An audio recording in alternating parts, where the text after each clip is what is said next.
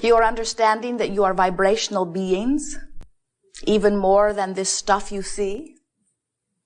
You are electrical, electronic transmitter receivers, and that you have emotional guidance system within you to help you read that vibration, and that you are extensions of source energy. And when you are truly allowing your connection, your electrical connection, you feel wonderful. And you can feel when you are summoning the current of your source, the power of your desire makes the difference. Not focused desire, not very powerful. Strong focused desire, very powerful. In other words, you can feel how focused you are and how much summoning of that source is going on within you. You understand that desire is just that. The desire is the summoning of source. And so when you ask, it is truly given. And the reason that it is truly given is because desire is the summoning of source. That you out here on the leading edge, chewing on the contrast, coming to preferences and conclusions and decisions and desires, that as you focus that way, that you summon source and you can feel the summoning of source. That's what passion is. That's what eagerness is. That's what that feeling of energy moving is. So, if you have a desire that is very focused, so you are summoning source, and you are in alignment with that desire. In other words, you believe it, you expect it, you anticipate it, you are at one with it. Then there is no resistance. In other words, that feels so good, doesn't it? Passion without doubt. And if you have desire that is focused and a habit of thought or belief that doesn't quite match it, then you can feel the resistance effect of all of that. And that's what negative emotion is. Negative emotion is what it feels like when you are summoning and not fully allowing that which you are summoning. So as you begin to feel your connection with Source, and you begin to feel your relationship with your own desires, then you can focus, massage, mold yourself into vibrational compliance with yourself. In other words, that's what your emotions are all about. They are to help you know how much of you you're really allowing in this moment. You see a child, happy, laughing, interested, eager, energetic, and you say, he's full of himself. And we say, yes, he is. He is full of himself. He's summoning through the power of the interest of his focused life. And he has not yet picked up so many beliefs that hinder him. And so he is full of himself. And that's what we wish for all of you. We wish for you moment by moment to be more full of yourself. And when you are, then you would describe yourself in these ways. You would say, I'm interested. Or you would say, I'm joyful. Or you would say, oh, I'm happy about that. Or I'm so looking forward to this. Or isn't this a fun thing? Or you would say, I can't wait for what is coming. And yet I'm pleased with what is. That's what being full of yourself is. It's recognizing that you never get it done. That there will always be something new to focus upon, and there will always be the bursting forth of another new idea. So when you're full of yourself, you understand that there is no ending to the ideas of desire that will be born within you. The entire universe is established to produce that. That's why we are eternal. If we could get it done, we would be done. If we could ever stand in a place where the last great idea had happened, we would all be done. Because there would be no more summoning forth into this leading edge place the energy to support the new idea. But that can never happen. The entire universe is established to produce the new idea. And we notice sometimes as we see you in your physical form out here on the leading edge, you are precious to all that is, that sometimes you're not at one with the eternalness of that which you are. You seem to think that you are incomplete and you are reaching for completion. And we say, give it up. It will go better for you. Sometimes we see you standing in this place where you are feeling dissatisfied in the incompletion of something, believing that in the completion of it, you will feel better. And we will even go along with that because it's fun to identify things that you want and then to bring them about. It's fun to see manifestation occur. But when you want you to be done, that's where it goes wrong. In other words, it's wonderful to say, I have this idea and I would like to see it to fruition. As long as you say, and there will be another idea. It's wonderful to say, I would like to complete this project. As long as you understand, there will always be another life-giving project. Sometimes we see you translating the feeling of discouragement about the incompletion of a project across the board as if you are discouraged about you not being complete, as if this unfulfilled desire somehow reflects poorly on you. And all we would say about that is that it just indicates that you're not yet, for whatever reason, there are many of them, a vibrational match to your own desire. Usually the reason that you are not a vibrational match to your own desire is because you've practiced thoughts that don't match it so long that you can't seem to easily offer a thought that does match it.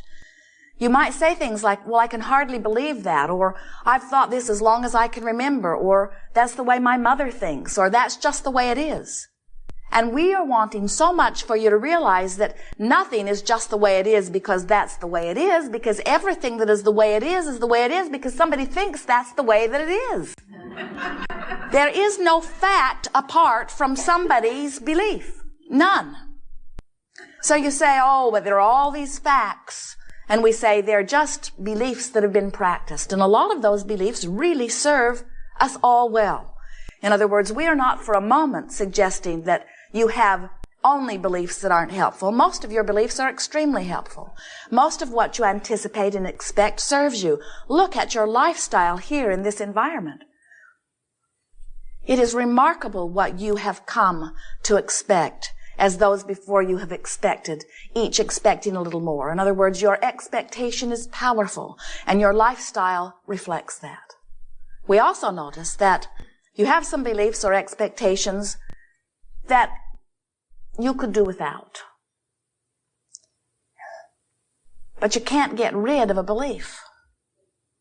Because in this universe that is inclusion-based, whatever you're giving your attention to, you're including in your vibration. So you can't get rid of it. Some good terms that we are wanting to speak clearly here today that we believe will take you leading-edge creators further into clarity about deliberate creation. You have beliefs that are only thoughts that you keep thinking. That's all a belief is. It's just a practiced thought. And it's so well practiced, it's sort of like the route that you drive to work. You sort of always go the same way, even though there are endless choices. Jerry and Esther have a global positioning satellite attached to their vehicles, and it doesn't matter how many wrong turns they take, because Jerry is always wanting to test Magellan. He will say, she wants to go, it's a woman's voice, she wants to go this way, but I think we should go this way. And so Esther will say, Magellan, Jerry, Magellan, Jerry. Who should I follow? So she goes the way Jerry wants her to go, and Magellan will say, make a U-turn for a while, and then she finally gives in and says, all right, if you want to go this way that I would not have chosen, now I will redirect you from where you now are. And so she will say, I've found you. She doesn't actually say that, but her needle points in that direction, and then she begins to speak again. She does not make them go back to their point of diversion. She regroups from wherever they now are and makes a new plan. And that's the way we want you to begin to think about your beliefs. You can make a new plan because there are many, many ways to where you are wanting to go. And sometimes the route that you have defined as the best route isn't. And you can tell, and only you can tell, as you compare where you are to where you have decided for now that you want to be. And it's a never-ending changing process. In other words, you get to change. Source energy will assist you as often as you like. There is no end.